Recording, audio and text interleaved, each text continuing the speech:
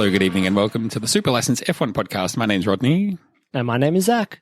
This is the show where we think we're ready to go, but we're not 100% sure. Yeah, I almost got you this time when you were like, ready to go. And I was like, yes. And then I was like, oh, but actually, and then you were like, what? And I was like, just go. It's stressful. Yeah, it's stressful. It's like a pit release. Like, are the wheels done up? Are they digital? Can I go do it? Yeah.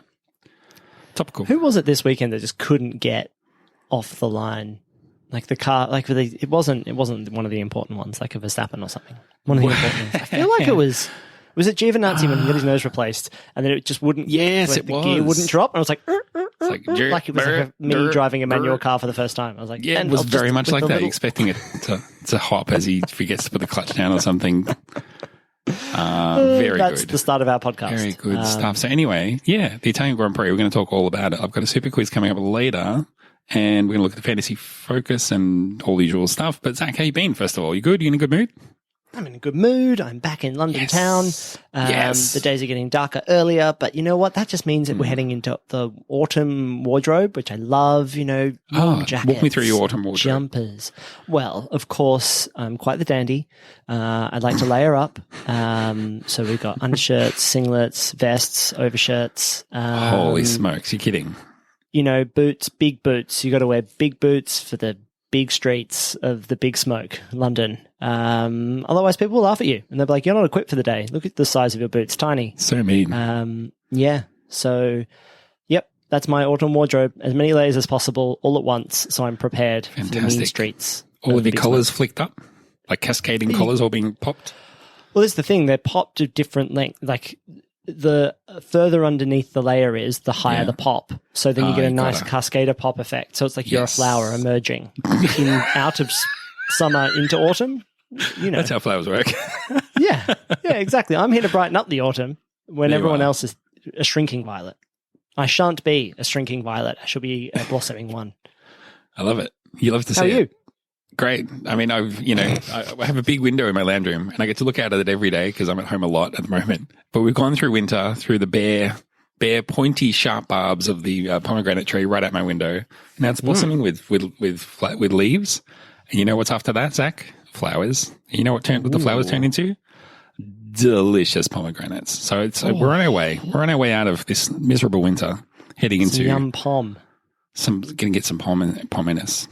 Anyway, what are you using these pomegranates for? Are you putting them in with yogurt or something? What are you using poms for? In yogurt, you can add them to cheese for like a Greek kind of feel, I think. Chuck some in a salad if you feel up to it. I could sprinkle some on my muesli.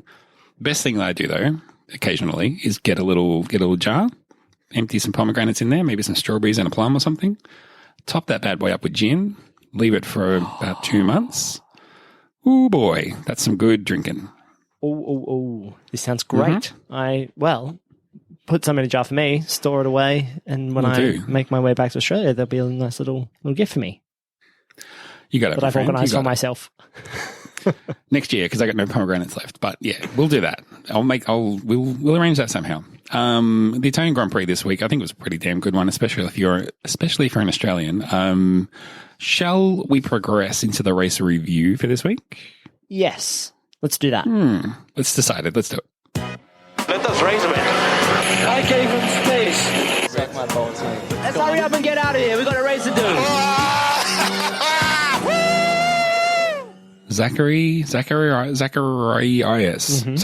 Priest. Your name is next to the 30-second recap this week. This one is dedicated to the person who asked us to stop doing them. We're not going to. So This one's for you. I didn't see this. I'll show you later. Yeah. I don't need to bring my mood down like that. Can I ask you a favor? Can you shout the word go? Because sometimes I don't hear the countdown sometimes. Oh dear. Hopefully you do this time, but I will shout the word go. I'll do it in an encouraging way. And it's going to make it... Do a funny voice. It's going to make it really good, and it's going to turn that person's mind right around on these things. Ready? Yes. Go. So we had an amazing start. Daniel Ricciardo, we all thought he was going to web at the start, but he didn't. And he got in front of Verstappen and it wasn't messy at all. And it was like, oh my God, Rod might actually have to stay up for the whole evening to watch this race because Ricciardo's winning. And we all just sat there being like, can he hold on? It was like watching Arsenal with a 1-0 lead, having to hold on for the whole game. And then Verstappen and Hamilton had a little bit of bumpy, but it wasn't too bad. And then Verstappen had a really slow stop and Hamilton was right on him. And then they had another little crash because Verstappen didn't yield. And then Ricciardo just kept holding on. Lando got an overtake done. And it was a 1-2 for our friends McLaren.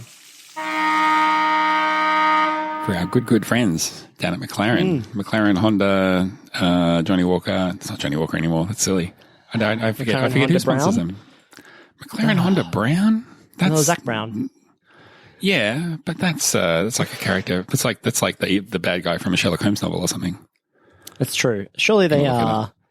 I'm having a look at them now. Quick guess, what are they? Give me one sponsor. One sponsor? I can't do that. I'm going to the Wikipedia. McLaren F1 team, base in Woking. Well, I know all this. This is just woke. Superfluous. McLaren F1 team. Let's go with that. Yes, but they got big sponsors like Splunk and Arrow and Dell Technology and Cisco WebEx. It's all the nerd stuff. It's all the computer nerd stuff. They haven't got any cool sponsors like Monster Energy drink or... Yeah, well, look...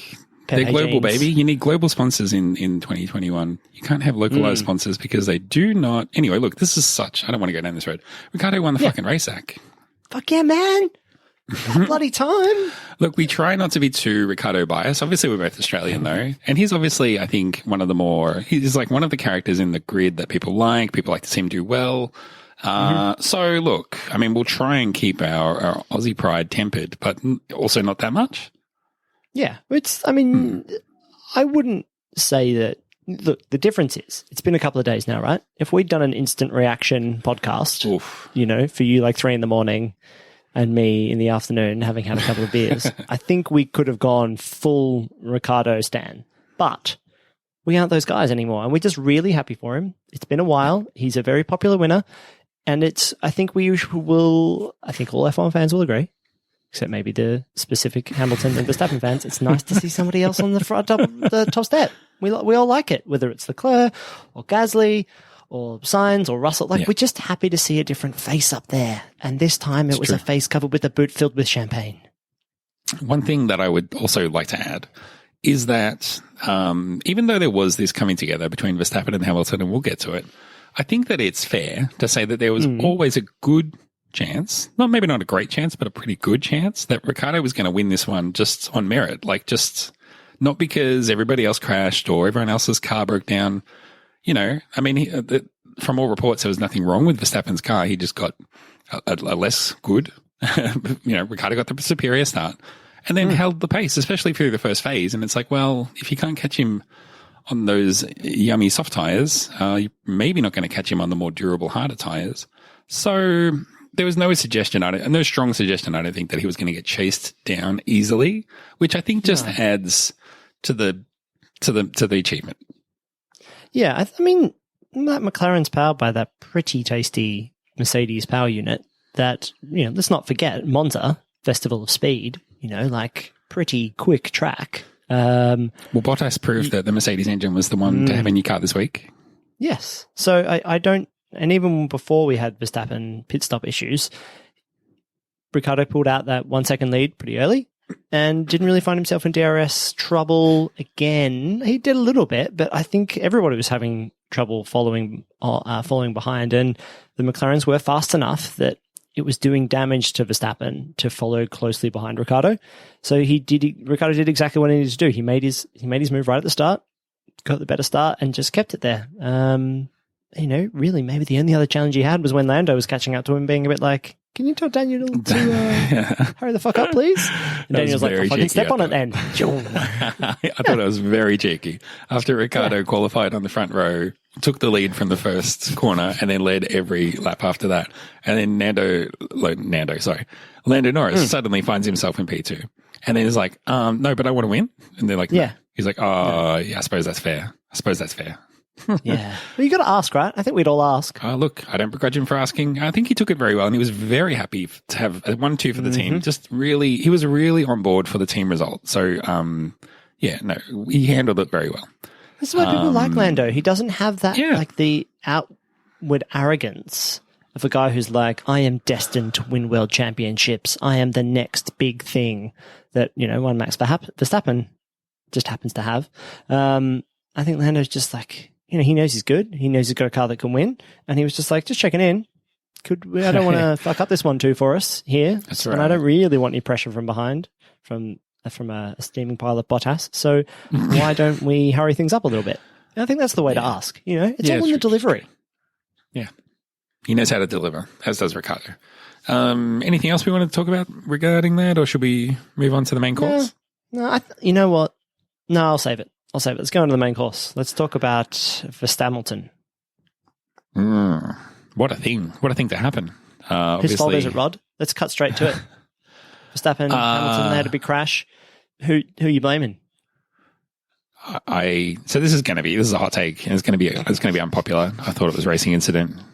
I think so. I mean, this is going to be juicy because you probably don't agree, but the first thing I wanted to say is, number one, this is where I think we could definitely both agree. Verstappen's attitude was dog shit, right? Yep. Just dog shit. 100%. So, he got himself in that situation because he had to, well, first of all, they said, go faster. And he said, my tires are fucked, mate. So he was in a bad mood already. And then they pit him and it goes for, I think that pit stop's still going. Went for about 12 seconds. And then he comes out absolutely livid and they're like, sorry. And he's like, don't even talk to me right now. Just fucking do not talk to me. And you're like, ooh. And then Hamilton has a pit stop. He was well and truly behind it. He also had a slow pit stop, about 4 seconds, a bit longer than normal. But they find themselves in the same bit of track. And Verstappen's like, fuck this shit. I'm going for it. But I do think that it wound up looking worse than it maybe was. So I understand why it's tempting on an emotional level to just be like, especially like Damon Hill really disagreed with his take where he was like, Verstappen went out there, tried to murder Hamilton. Verstappen should be in jail. All of his family should be investigated. I want answers. It's like, freaking hell, come down, Damon. But Verstappen tried to put his car in there and it didn't work out. It happens sometimes. Yeah. That's my take on it. Yeah. I think I'm almost at that take. Like I'm right on the cusp of that take. That was my feeling. Yeah, I think maybe during the race, my feeling was a bit like, well, they got in a tangle and it's made to look way worse because, he flicks those little sausage things and he loses traction immediately, kicks his car up into the air and all sorts of weird shit happens. Like if that's not there, then I don't think it looks that bad, and those are there for other reasons to make a real penalty for cutting the corners. So yeah, we've talked about this before. When he gets it, how many grid place penalty did he get? 3 or 5, something like that for next race. He was given a 3 spot drop for next race. Yeah, because that's really all they can do as well. They could have given him a harsher penalty, but they can't add time to his race. They can't, etc. Yeah, exactly. That felt a little bit like. They don't have a lot they can do there, as you said. That's kind of like a very small penalty in the. Because that's all from the available that they could have, but it did feel a little bit like they were punishing the outcome and not necessarily the intent. So yeah, I just don't think it was as bad as people are making it out to be. The obvious comparison is that, earlier in the race, in a pretty similar position, Hamilton decided to take to cut the corner and avoid the incident and kind of get out of the fight there. You know me, I've always had trouble with drivers being like, why didn't you leave me enough space? It's like, yeah, but that you don't, drivers should leave space. That's true. But that doesn't mean you can just put your car wherever you like and be behind and be like, why the fuck didn't you just why didn't you fuck your own race up in order to let me go through? It's like, because the job's not done, mate. You've got to make the overtake. I'm sick and tired of drivers putting themselves in an overtaking position and then just going like, well, I've won this corner because I'm here and you can't turn into me. So what are you going to do? Are you going to crash us both or are you going to let me through? And it's like, I don't think that's a good overtake either. If only the cars were a little bit smaller. So yeah, I don't think it was great. I'm heading towards racing incident too. But I just think it was crap driving I'm more disappointed because that was just such an impatient, childish move, I felt like, because Hamilton's just come out of the pits. His tyres are ice cold, baby. They are no good. And you can follow him behind, like you're right behind him. You'll get him on the next straight. Like, don't worry about it. You will get him. It is not done. It was just like he was so annoyed and he's so impatient. He's like, I'm just going to do it now. I'm just going to go now and Hamilton's going to have to let me go through and I don't care. And yeah, there was definitely he can just be so immature. Yeah, no, like I say, his attitude was crap. The problem is that I don't know that you should be giving penalties based on someone's attitude either. So you got to just you got to just put it aside completely and just look at the incident. And I mean, my instant take was, I mean, he almost pulled it off. So I mean, are we really going to throw the book at this guy when he almost made it work? But then the other thing is that my instant reaction watching the race was that Hamilton was like, you know, it's a tight right hand turn. He was on the right-hand side of the track. So he's inevitably not taking the sort of sweetest line after the apex. You know what I mean? Because he's got to go further straight across, which is why I felt that he probably, like Max might have thought, well, there's going to be room around there. And then it disappeared because Hamilton was being a bit more loopy, if that makes sense. Yep, it does. I mean, I hate that this is a podcast and it's not a visual medium and I can't draw your diagram or whatever, but because Hamilton wasn't on the left moving to the right, he was already on the right. He had to go further straight.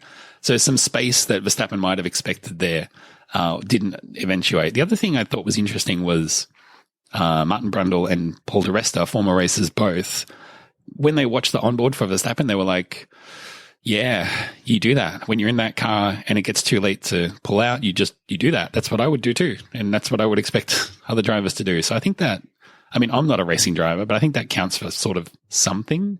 So I mean, I'm not saying that doesn't necessarily say Verstappen's not to blame or that it was equal blame, but just, I think to look at the incident and go, well, Verstappen's got no right whatsoever to be anywhere near there. It's like, well, it wasn't even that. No, it was maybe a bit wrong, but it wasn't. It's the incredulity, though, of like when it is, because both drivers have been like this, like Hamilton and Verstappen. But I think this is what I mean by like it's rife in F1. Like, drivers put themselves in this position. They're like, "How could this ever happen?" It's like because that's exactly what happens when you put your car there. That's racing, like, baby. It goes bad most of the time when people put their cars in a position where there's a gap that is 100% going to close. So if you're relying on the other guy to like. Yeah, as I said, like take a corner off the racing line. Like for an overtake you haven't made yet. If you're not in front, then I don't think you have a lot. Like you can't then walk around and be like, because I don't think Max is like walking around being like, that's just racing though. Damn. I think he's like, what was Hamilton doing? Oh my God, why am I being treated this way? Why is the world against me and Red Bull, us these up and comers? You know, we're just trying to have great racing. It is exhausting. I'm not a big fan of Max Verstappen in general at the moment, but I mean, you could also look at other incidents between him and Hamilton where, like, you know, they came together. Verstappen ended up in the wall and out of the race, and Hamilton went on and scored points. You go, well, I mean, he can't be happy about that. Like, there's a lot of carryover stuff. No, he made sure this time that Hamilton wasn't continuing by dropping his car on his head. No, come on. Took him out on purpose, mate. If he was going into that corner and he couldn't get the overtake done, he's going to take him out. If I'm right, the reason Verstappen got launched into the air is because the two rear tires came together and then, you know, two wheels spinning in opposite directions. One car's going to go up, one's going to go down. Hamilton goes down, Verstappen goes up. But that means that he was only maybe like half a meter away from it, just like being alongside the two wheels touching each other, and then they fight on. You know what I mean? Like, I just think to judge that from 30 meters or 50 meters further down the road when you've got to make the decision to go or not, you don't know how close it's going to be. But no. Look, I don't want to come across as too much of a Verstappen apologist either. I think, I think it was. This is the thing. I think it was close enough that. Yes, exactly. Yes. If this was, Schumacher and Mazepin, we'd be a bit like, oh, guys, come on now. Is that the best way to go about that? I mean, they had these troubles anyway, don't they? They had their troubles with I was going to bring that up. And I think they're going to continue to have lots of troubles, to be honest. Yeah. But I mean, okay, we've called racing incident. I've already said, I've put my card down. I think it was close enough that it could have been deemed racing. Yeah. Yeah. But also, I'm not outraged. Not cool from Verstappen, just generally. just generally, he needs to do way better. But also not outraged that Verstappen was found to blame and got a penalty either. So I don't know. Call me Mr. No Opinion. I don't care. He'll be even more. I mean, remember the whole phase where he was just like moving under braking and was like, "I'm right, I'm right, I'm right. Everybody else is wrong." And 100%. Then eventually, the FA had to be like, "You aren't right. Can you please stop doing that? You're endangering lives." And he was like, "Very, very wrong. If you guys don't want cool racing," and then literally anybody did it in front of him, he was like, "You're going to murder everyone here. How dare you?" Like he just. I mean, yeah, he's firmly. He does have his blinkers on. I think it's like firmly one set of rules for Verstappen, and I think he doesn't read the room. I don't think Red Bull read the room either. Well, I mean, there was a little bit of chat this weekend that maybe they were being a little bit more balanced. Red Bull, or they were a little bit like, it wasn't great, was it? They didn't come out all guns blazing. That was firmly Hamilton's fault this time. A lot was read into the comments from Mercedes Daddy and from Red Bull Daddy. Toto Wolff saying, well, Verstappen just committed a technical foul. And Christian Horner saying, oh, well, look, there's lots of ways to look at these things. And I mean, we'll say that he should have left him space. And it's like, so you basically, in the court of public opinion, you basically admitting guilt when you say things like that. It's the equivalent of saying no comment. I plead the fifth. So a lot was made of that. And I think that was read as a sign that Red Bull knew that they were going to be found at fault and they were just like trying to minimize the public relations issues. Yes. Do you want to, just a quick word, one thing we didn't mention, another sprint race weekend. Another sprint race weekend. Yes, this is true. And this was where did we have? We had a sprint. We had the sprint grid. I'm sorry, I'm just going through the results now because the reason why Lewis was down in fifth was because he had a bad sprint, right? Bad sprint race. Yep. And then Valtteri won the sprint race, but because he had to start from the back because engine swap. Yeah, pretty sure it was. Bit swap. He was swapping bits. Swapping, just getting those bits off, getting other bits on. Yeah. Yeah. So, I thought I tweeted this. Maybe I just posted it in our Discord or something, but I was like, so Bottas took pole twice and won a race, but didn't even start on the front row of the grid. I mean, I just can't understand this format. There's bits of it that just don't make sense. I also think it wasn't a very good sprint race either. I think a lot of the criticisms that I raised about the first one are still valid for this one. I still think it's too long. I still think there's just fundamental issues with the way they've done it. Yeah, they'll work it out though. But I think this is the only way you do work out that format. But somebody tweeted, who was it? I should remember. Come on, who was it? It was exactly how I felt. I'll sort it out. Did you retweet it from your account or our account? I would have retweeted it from my account because it was how I felt about something. I'm trying to do more tweeting. No. I think you did. You said I think you tweeted something. I just like giving you a bit of a rib. I think you tweeted it and you were like, "Absolutely, this is how I feel." I don't know. While you find that, we'll just keep talking. But to follow through on the Bottas narrative, yes, obviously very, very fast this week for whatever reason. Took both poles, confusing as that is, but didn't start from the front row. He started in P19, but due to all the kerfuffle at the front and just a good sprinting drive, you could say, winds up on the podium. And then they're interviewing him post-race. I love this. Interviewing him post-race, and he goes, "Oh, look, I can't comment because I didn't see the incident between Max and Hamilton and Max." And they're like, "Well, if you just turn around, it's on that massive TV screen right behind you." So he does. Well, someone's waiting for you outside. He sees them piled on top of each other and he turns around and is like, unfortunate, with a big smile, just like, I'll take this podium. Thank you so much, guys, for taking each other out. Fantastic. The best thing I could have had today. And I think this is obviously like the race after his it's been announced that he's leaving. It's like, fuck you guys. He looks like a man reborn. He's like, I'm going to go be number one somewhere else and where people actually like me and respect me. Yeah, jeez. I'm out. I mean, they were talking about him winning the race. Did you hear Brundle? He was like, well, Bottas is on a charge. He's going to overtake. He's going to lap everybody at this rate. And, wait, no, he's just going to finish in P3. But I was thinking, boy, it would have been a great one to go out on and go to Aston Martin and be like, oh, yeah, have you guys won a race in the last 6 months? Because I have. Did you win a race? Yeah. Did you win a race last year? No, I won a race last year. I've won a race, It was Matt Koch. F1 journalist from Speed Cafe. He said, this is the tweet, all this debate around the sprint format, get the fundamental product right, and you don't need them. Let's see what 2022 offers and hope that moves us in the right direction. And I said, that's exactly how I feel about it.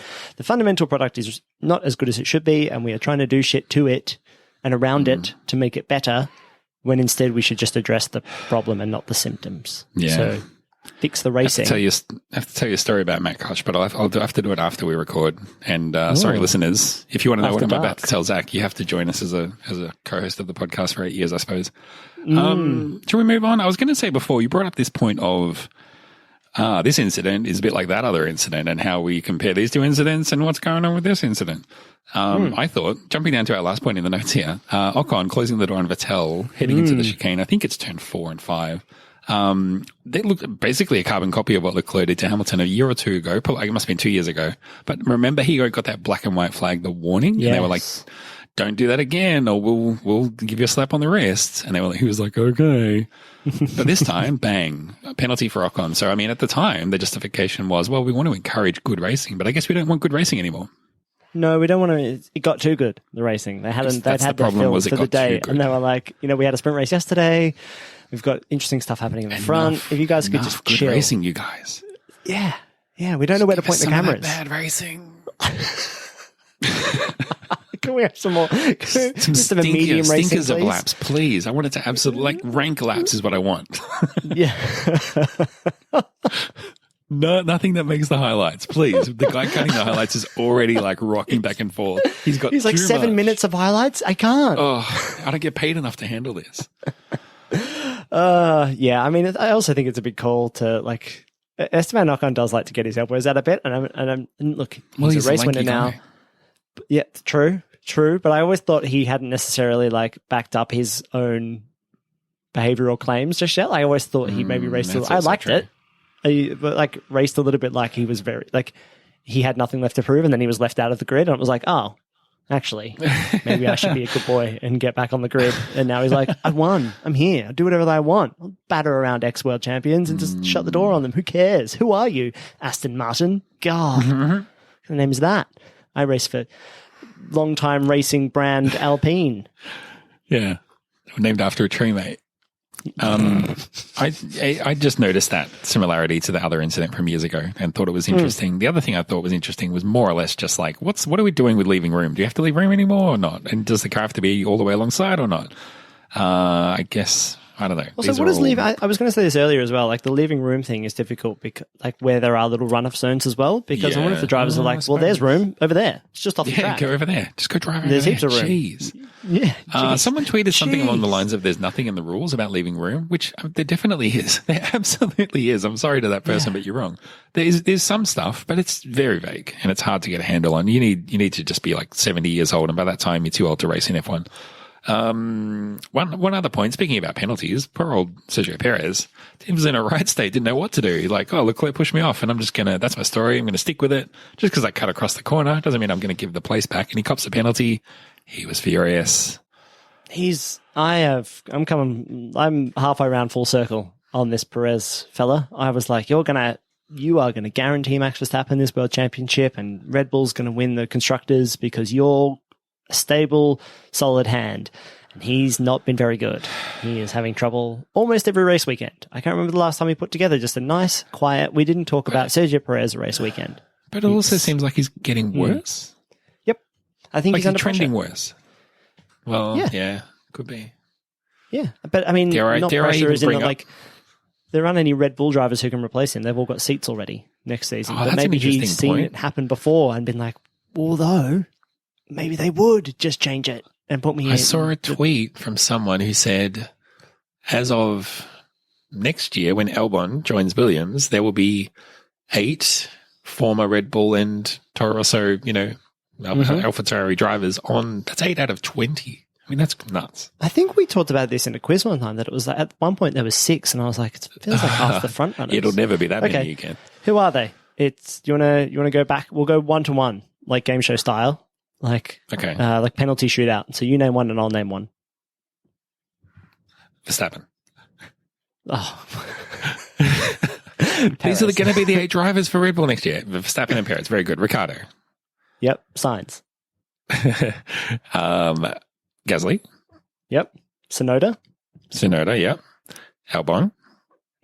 This is where it gets tricky. What's the other? That's 6. Who are the other 2?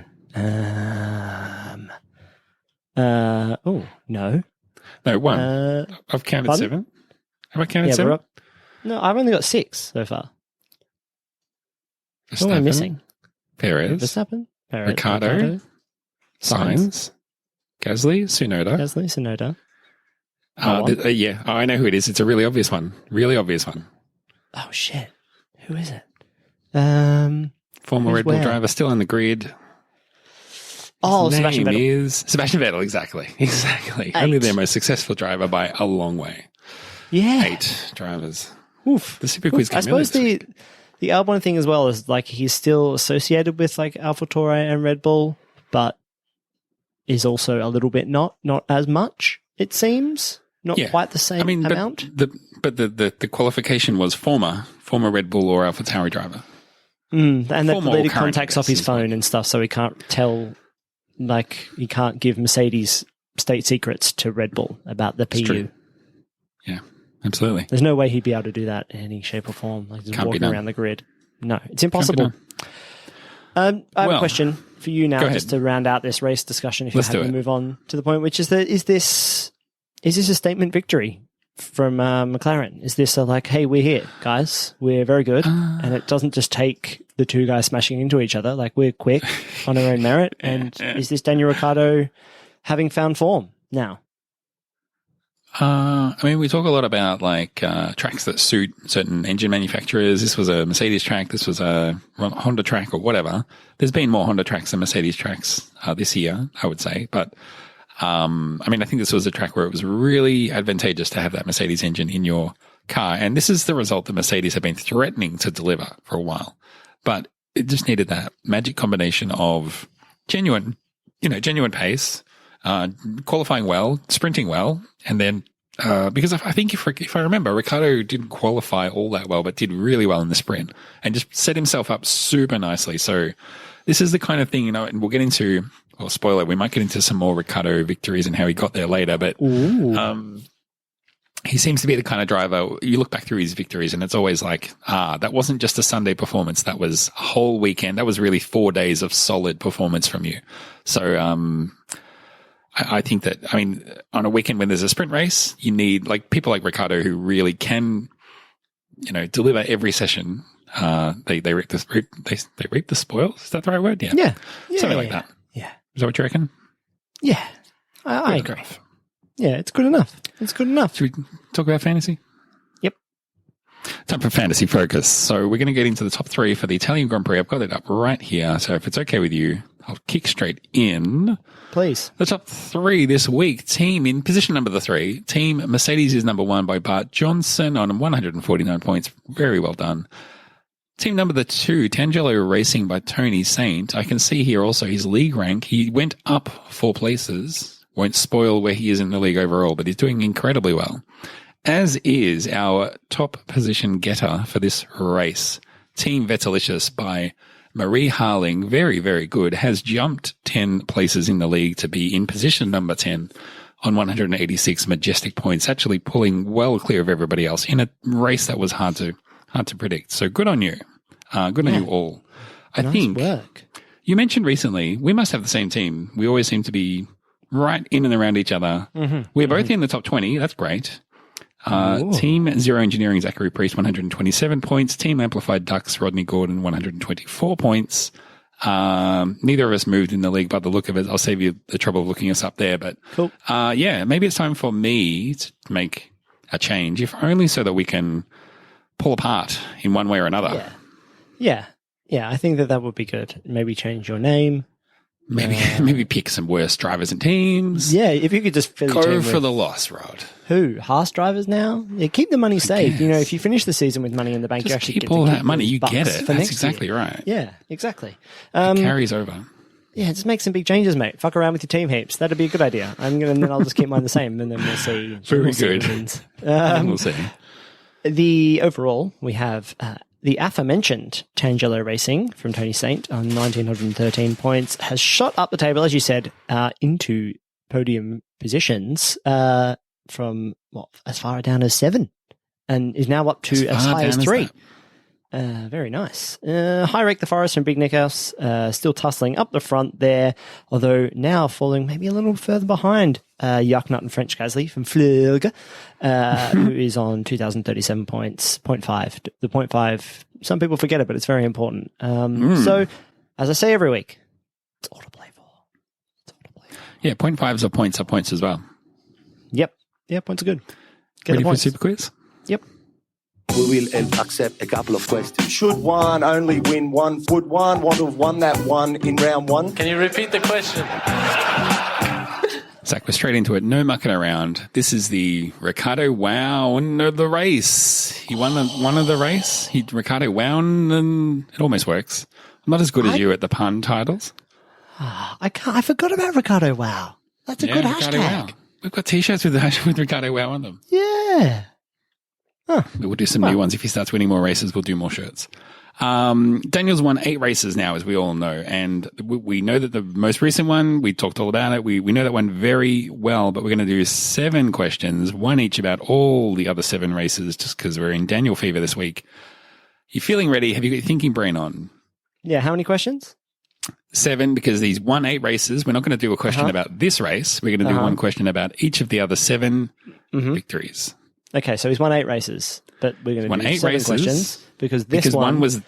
You trust that I would know everything about this one, so it'd be stupid to ask questions about it.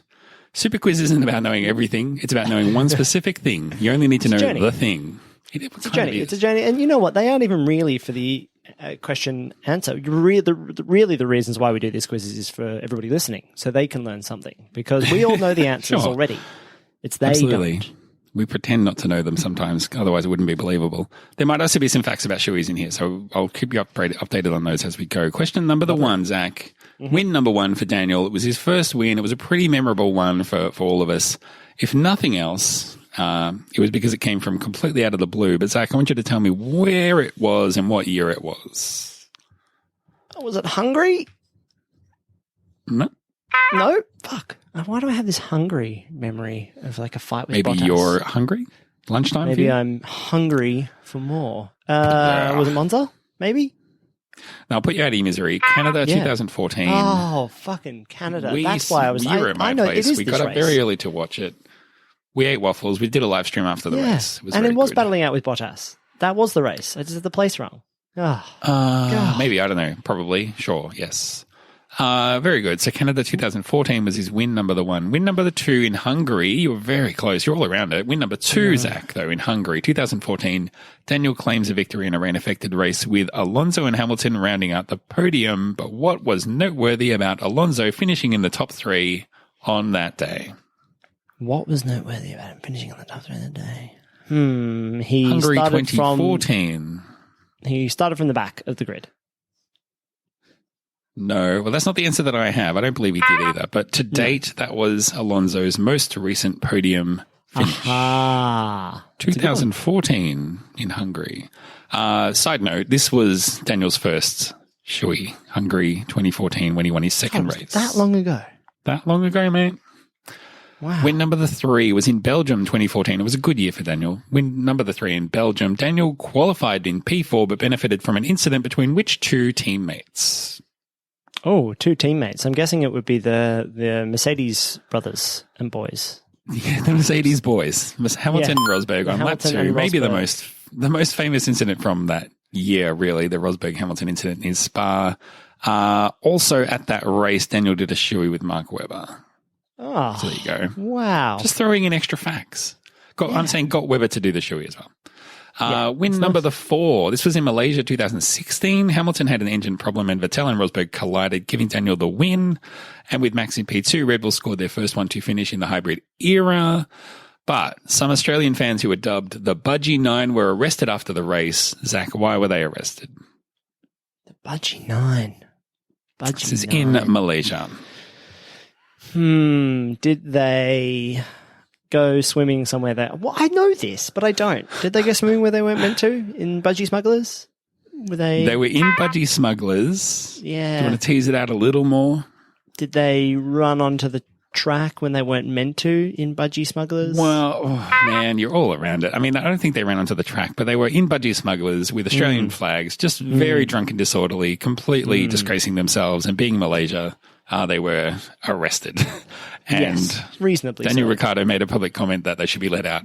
I don't know if that was directly why they got let out, but they were let out 3 days later. And they were dubbed the Budgie 9 because there were 9 of them, and they were wearing Budgie Smugglers. Such an Australian thing. Yeah. Did people know what Budgie Smugglers are? We probably addressed this at the time. But yeah, little Speedos. Little Speedos. Briefs. that you just could snuggle a budgie in if you needed to. That race, Daniel did a shoey with Christian Horner, Verstappen, and Rosberg, and he was also P3 in the US Grand Prix that year, and he did a shoey. That one was with Gerard Butler. Just a notable one. Shouldn't be doing them if he's not winning. That's around the time that he stopped doing them when he didn't win. It was around that time because it was like, this is just too much. But he gets a bit carried away when he's in the US. I think we're up to win number generally. That's true. We're up to win number 5. That was in Azerbaijan 2017, the second race that we had at Azerbaijan. And this one really set the reputation in Azerbaijan as being a crazy race. What other driver claimed their debut podium in that same race? Oh, was that bloody Lance Stroll? It was bloody Lance Stroll. He lost P2 to Bottas only by meters at the finish line, but held on for P3. Yeah. Was that 2017? 2017, my friend. We had Lance Stroll in Formula 1 for that long. Oh my God. We have been debating his worth for that long, yes. What a time to be alive. If your name is Stroll. David Coulthard that race respectfully declined the shoey. Daniel was on the podium in Canada that year, though, and got Patrick Stewart to do a shoey with him, which is probably the best one, if I had to pick one. Yeah, if you had to pick one. That's not Two a question, more. though, right? If Rod had to It's pick not even a the best shoey. It's not even cameo. a debate. The Patrick Stewart one is the best one. You're such a Star Trek fan. There you go. Or X-Men fan. Nerd. I'm struggling so hard to pull any Star Trek reference to prove you wrong. What was Picard's big thing? He was a good manager. I followed that Twitter account. I think that's all I have. Something like that. Something, Mr. Spock. No, it's startup. Answer the question. Startup. Something like that. There's something like that. Start up the engines and make us go. Win number 6 was at the Chinese Grand Prix in 2018. A couple of the front runners tripped over each other, but really the win was sealed when both Red Bull cars pitted behind a safety car that was caused when 2 Toro Rosso drivers collided at the hairpin. Zach, tell me who the Toro Rosso drivers were that day. Oh, bloody hell. Just a few years ago. 2 Toro Rosso drivers. It's probably, it's going to be, why can't I remember his name? The torpedo one, the Russian one, whose name, it's purpose. I can feel it swimming around in my mind. Old mate, Russian torpedo, and his name is... My brain is just going, it's Sorokin. I'm like, let me help you. Shut up. He's not one of the two at all. So Daniel Kvyat. Oh, it's not Daniel. Not even him. Forget about it then. Who was in there? Probably Carlos Sainz. He was probably one of them. Or was he at Renault that year? Didn't they lend him out somewhere? 20. Oh God, who was even there? Who's left? I'm going to say it is Carlos Sainz as one of them. And another one, what year? 2019. 2018, my friend. 2018. Vintages of, is it Gasly? Vintage. It is Gasly. You're 1 out of 2. It was Pierre Gasly, and he collided not with... Kvyat. No. Another one who grew up a little closer to home to us. Oh, Big Heart Hartley. Brendan Big Heart Hartley. That's it. You got there. We mentioned him not that long ago on the show. Was it last week? 2 weeks ago? He won Le Mans 24. Like won Le Mans, something like that. One of those things. Yeah, Pierre Gasly, Brendan Big Heart Hartley took each other out. It was Gasly's fault. And there was a safety car and Red Bull drivers win. Conspiracy? Don't know. There's a lot of drivers who could actually still be in. Like, Big Heart Hartley's a good racer. Just won Le Mans 24. He could be in Formula 1, so that would make it 9. Yeah. And then Daniel Kvyat is good enough to be in Formula 1 as well. He could be in that, definitely in that other Haas seat. Can we get Jaime Alguersuari back? Oh, we could get a Jaime. We could get a Guido van der Garde. Guido van der Garde. Did he drive for Toro Rosso? Wasn't that who was? What about Charles? You sure feels like it. No, that was Charles. Felix da Costa.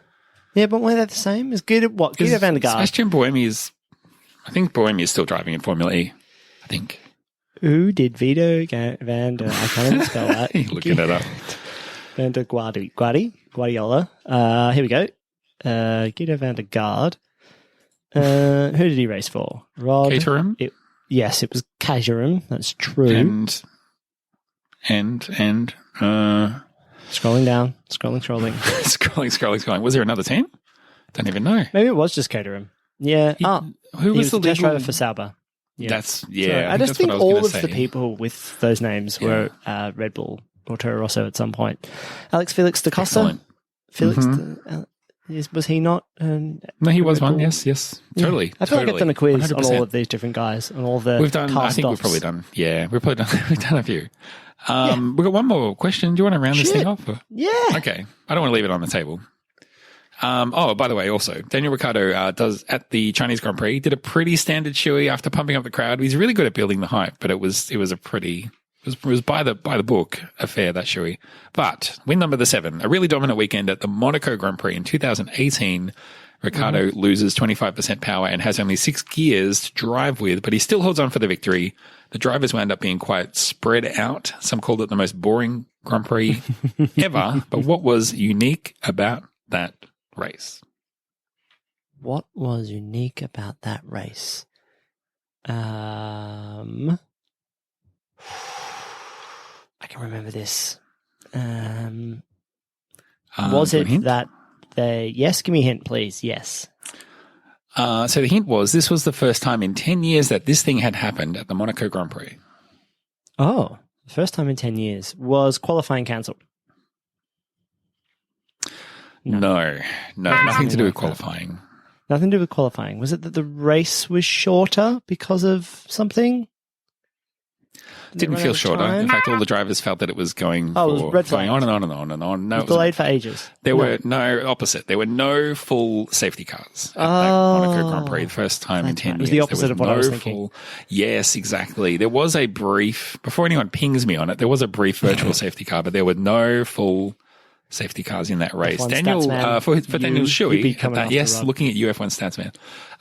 Daniel, the Shuey at that race, he does like a little air cheers with his shoe to the Monaco royalty and honored guests, as if to say chin chin before sculling up a big delicious gulp of disgusting shoe champagne. A shoeette. I thought I tweeted out something like a shoeette. I thought that was pretty good. Yeah, it is like good. Moa. I think that, yes. Pretty good. I thought it might have been that there were 2 people doing it, so it's a shoeette like a shoey duet. It's like a shoe duet. It's confusing. Maybe that's why it hasn't caught on. I wonder, if I was a smarter marketer, maybe he should come up with a champagne that pairs nicely with like a shoe, or like perhaps the tasting notes, cheese that smells like feet or something. Oh, goodness me. Well, I think a cheese with hints of champagne is probably the better direction rather than a champagne with hint of anything. No, it might not be. It might be just a pairing. It might not actually have it in the champagne Could be smell a pairing or taste. Could do. I still have this picture of Guido van der Garde up on my screen. I'm just going to close that down so I can focus on the podcast because he's very distracting. That was a great quiz. How did I do? About 2 out of 7, I think it was. I got the first question right. How many races had Ricciardo won? It was 8. Somewhere. He's won 8 races. There was no points for that question because I gave you the answer in the setup. You got a couple. You got a few in there, and boy, you really tried so hard. A couple of good hits. So. I gave as good as I got. That's it. A lot of like rehearsal airies, but then when you connected, say goodbye to that bad boy. Did they matter? They mattered. Were they good? Final thoughts, Zach? The next race is in 2 weeks. It's the Russian Grand Prix. We've got 1 week off, but the next race is 2 weeks away. I thought I had a final thought. I purposely didn't talk about it at the start of the race. When we were talking about the race, because I was like, you were like, save that one. Save that for a final thought. And now I have you've forgotten it? Yes. Final thought. I thought that Lewis Hamilton looked good at the Met Gala. I thought that was cool. Wait, what? I haven't seen what he wore to the Met Gala. Okay. Hamilton Met Gala. Flaming Gala. Hamilton made sure black designers had a place at the Met Gala. Good on him. Yeah, and it's cool. It's got this like lace, almost like half dress, like down one leg, and you know what I'm saying? Oh my goodness! But I liked that was like part of the shirt element too, because this is the thing: the men at the Met Gala always let everyone down. They're just like, well, I guess I'll just wear tuxedo. Whereas like Lil Nas X was like, fuck that, I'm wearing 3 different things, and Lewis Hamilton, he did. is wearing something that's got a statement about it. It says something. And I thought it looked cool. And I thought he looked cool. So, yeah. Right. For a man who can't turn his neck right now, he's done well. The thing is, I think this is dumb, stupid. It's ridiculous. Mm-hmm. Having said that, the thing is, it's absolutely appropriate for the occasion. Yes. So I can't even be mad, bro. I think that I'm not a fashion designer, but if I might critique his outfit, I think that this veil thing that he's got going down one leg, that needs to be a full skirt all the way around the waist. And that would be better, I think. Yeah, I can see what you mean. But maybe it's more, maybe that's the obvious choice. Once sure. you've gone veil down the leg. You've gone that far. I mean, the problem with the veil is like, look, I tried, but I'm like teasing what could be. It's like, that's not what the Met Gala is about. It's about, all the way. Think it exactly and beyond. That's what I'm trying to say. That's like something Picard would say. Thanks for bringing that to my attention. I didn't. Okay. We got there. Also, the Borg. Throw it in there. May the force be with you, or whatever it is. That's it. Thanks for bringing that to my attention. I didn't know that. All I'd seen about the Met Gala was all the other things that I maybe heard we follow about the Met different Gala. F1 people on our private feeds. Oh yeah, well that's absolutely it because I try to avoid seeing Lewis Hamilton at all costs. So yeah, that's good. Photos of him, I mean, Yeah. Tell me your final thought. Well, coming out is the Schumacher documentary on Netflix. I guess, Drive to Survive-esque single documentary about Michael Schumacher. Looks really good. Sounds really good. I think we're probably both going to watch it. I was going to say maybe When's we it should coming do... I think it comes out today. Now, this podcast isn't coming out today. People are in different time zones. Maybe it's safe to say by the time you hear this, it's out, because I believe that's true. But I thought we might watch it and maybe would even like record some thoughts about it for like a little Patreon bonus. What do you reckon? I think so. We got a couple of weeks off between races. That sounds like a good opportunity. That's what I'm talking about. Yes. Let's do it. Wow. So I just logged into Netflix on my computer and I've just got, I'm getting like, my notifications are going mad on my Mac. It's just like this, and the thing, this. How about this? Amazing. Great. Must be new stuff out. Yeah, I mean, but I share my Netflix with my partner, and Netflix has no fucking clue what we're into. Yes, Schumacher. Hey, try playing music for your kid all the time. Ooh, that does wonders for your algorithms. So, according to this Netflix thing, it says Schumacher is the name of the show. It fits into the trending now, and it is inspiring, exciting documentary. Those are the but it's out now. Categories it's in. Is that correct? It's out now. Great. A lot of pictures of Ayrton Senna. There's Damon Hill. There he is, being him. Just Hill being Hill. Schumacher the other is genre the name of the show. is in German. Is the other genre German? You love to see Good it. on them. Schumacher is the name of the show is going to be the name of the special episode that we record about this special. I don't know that we'll do it like Dare to Swear style where we commentate over the top because it's too much, but we will watch it independently, make notes, and then compare notes. Also, that would be a 2-hour podcast. At some point. Oof, no one wants that. But if you're a member of the Patreon, you can look forward to that popping up. I think you get an email about that because I want to change the way content goes out through the systems. Got to just flush out these systems and just get them into some kind of bloody order. That's you get an email quote, about it, isn't it? And flush out the systems. That's right. Johnny, get them in bloody order. If you're desperate to know what we have to say about it, or if you've seen it yourself, now here's your warning, go and watch it. And then if you've never signed up to the Patreon before, you can do that at superlicense.fm. There is a link there to the club/Patreon, which will get you access to all of our back catalogue of amazing thoughts and audio content, as well as future stuff. So watch out for that. Coming soon, Schumacher is the name of the show. Good final thoughts, and Russian Grand Prix in 2 weeks, which means next week we'll be doing Shakedown. I think I teased a while ago, like I've got all these great, amazing content recommendations. Can't wait till we do the next Shakedown. And then I realized we did one a few weeks ago and I totally forgot. So whoops, but we'll be back next time with Shakedown to do, what do we usually do? Shakedown poll, bit of news, bit of fun stuff, some content recommendations to keep you entertained. Yes, in the non-F1 week. Specifically, and the listeners as well. Yes. But to keep me entertained. Absolutely true. And then, look forward to that. And then we'll be back for the Russian Grand Prix the week after. Any final thoughts, Zach? Final? No. Yes. This is not a Word document that is being passed around the office with changes. This is not final. Exactly. Version Forward, version 2. Exactly. Yeah. No, I'm done. Well, if that's the case, we'll wrap it up by saying thanks for listening. My name's been Rod. My name's been Zach. We'll see you next week for an episode of Shakedown. Bye-bye. Bye.